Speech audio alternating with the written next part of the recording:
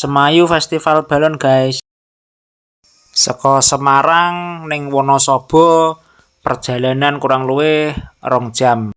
Saka Semarang aku mangkat jam 3:30, tekan kene jam 5:30 kurang.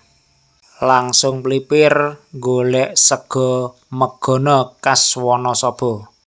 Lapangane ya isih kosong kae mau, pesertane urung teko. Sego megonone anget kemebul, gorengane ya isih wanget tenan iki. Cuaca Wonosobo jan wadem pol.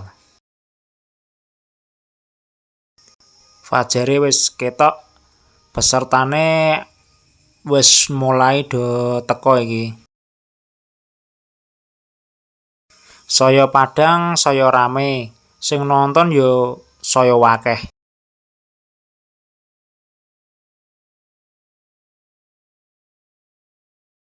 Jebul pesertane yo cah nom-nom kabeh iki.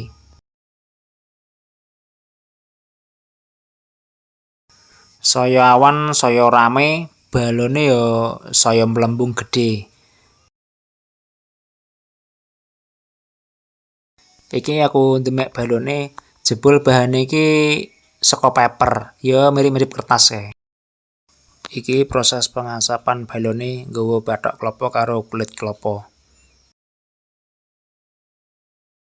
Ora suwe balone do mlembung dhuwur garik ngeburke.